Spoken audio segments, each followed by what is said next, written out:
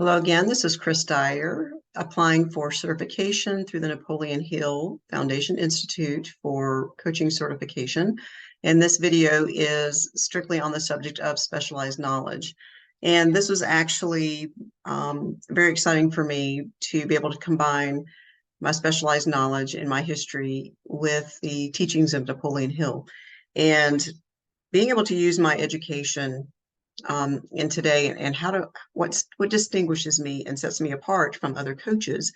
And it absolutely is my background in healthcare, health sciences, imaging sciences, also in the fitness industry, personal training, personal coaching, health coaching, and working with women specifically, and also a mixed crowd of individuals in group fitness settings, but also understanding how to ask questions and really probe deeper into where a person is feeling pain, discomfort, whatever is going on in their body, and how they can actually use their brain and their body to achieve the goals that they are striving for. And part of my specialized knowledge is teaching people how they can use their brain and their body to achieve anything they want. And this thinking in particular, the thinking and grow rich, our thoughts and the way we think about ourselves and our identity actually shows up in our physical dimension, in that three-dimensional space. And if I can teach somebody how to think their way to health, how to really stop and think about where they're giving their attention away to and the distractions, because we actually have a pandemic in the United States of very unhealthy people.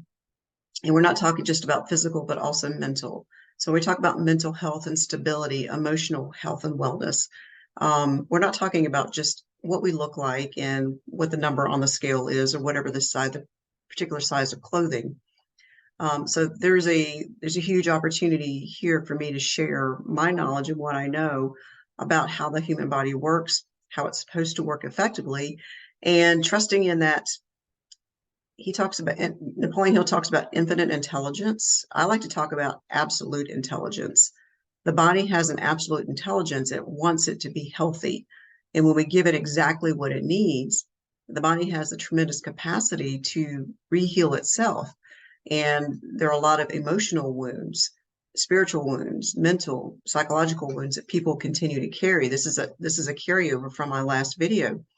People carry with them wounds from the past, those injuries of the wounds of the spirit that are keeping them from not stepping into the fullest identity of themselves.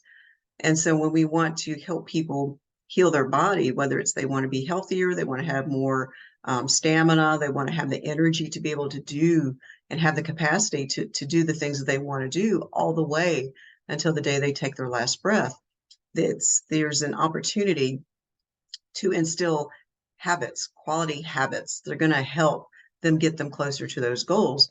So when we start working on the brain and the body, there's multiple layers. It's not just professional growth.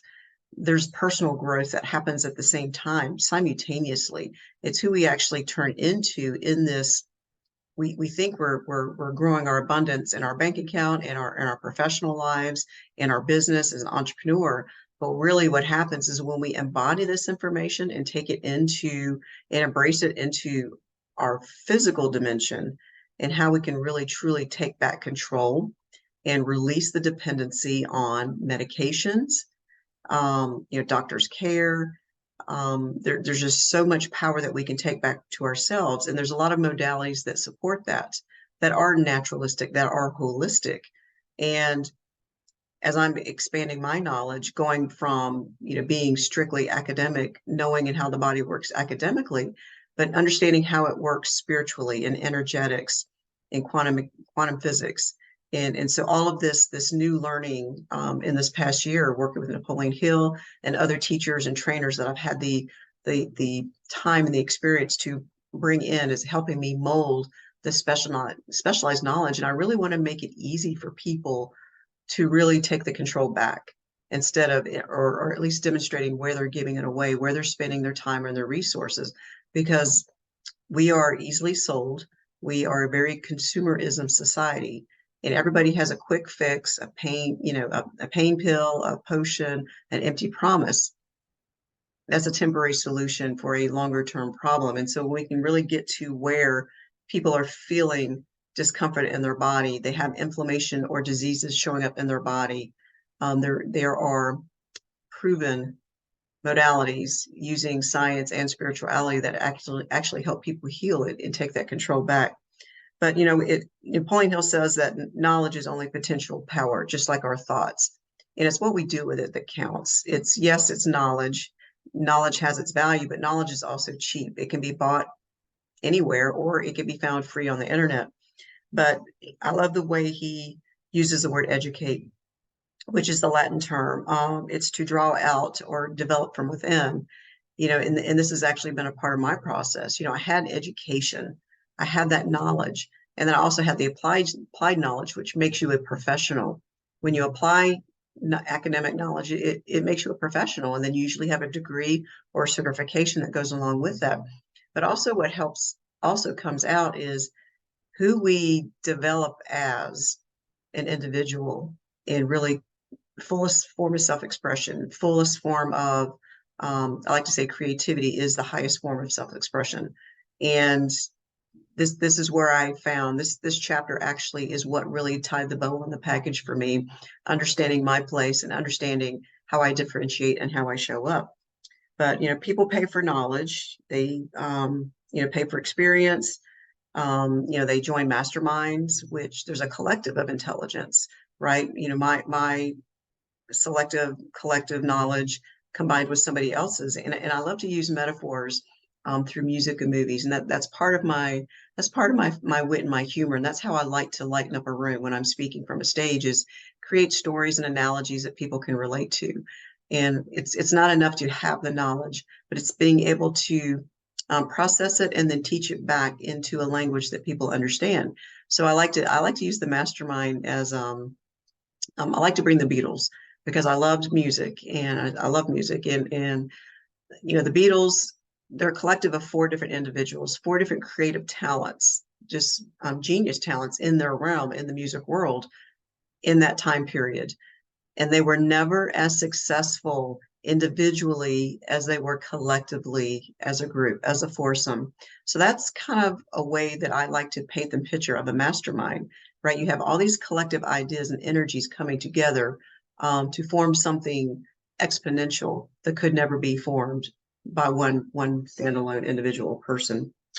But training people how to make decisions, this is another skill set that I believe that can help me differentiate, is help people make a different choice about their body, about understanding why the decision they make today absolutely impacts how they're going to show up 10, 20, 30, 40 years from now. And it's the subtle shifts and changes that can be very simply applied. And it's also helping to teach them to remove the stigma or the stereotype of all of the outside influences, all the pictures, all the media, social media, all the ways we have been bombarded and sold with what actually ideal health really looks like. And also learning the universal weakness of the lack of ambition. That's actually another pandemic we have in our Western culture. We are a culture of consumers. We have been conditioned to be consumers from the get-go. And that also creates a dependency on technology.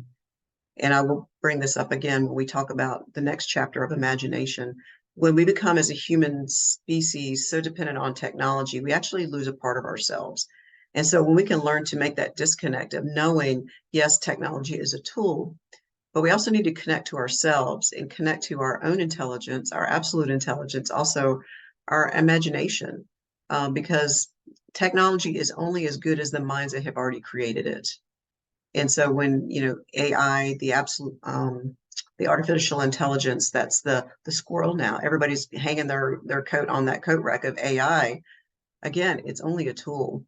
And I like to really bring the conversation back into the absolute intelligence of us as humans, and really how much more impact we can create by calling up and utilizing the intelligence within our own body.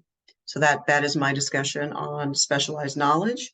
And here, oh, let's talk about the adaptability and agility. You know, Napoleon Hill talks about, you know, if things aren't going well in your occupation, we need to be willing to quickly adapt, to make a different decision, and to be able to release and let go. It's okay to act very quickly, make a decision quickly, but also have the deliberate intention of knowing, well, you know, maybe I need to make a refinement, I need to make a pivot, or I just need to take the lesson from that experience, apply it to the next thing, and keep moving forward. Um, but he also talks about, and this is actually a beautiful part of my story, he also talks about it's never too late to start, to become who you wish you could have been.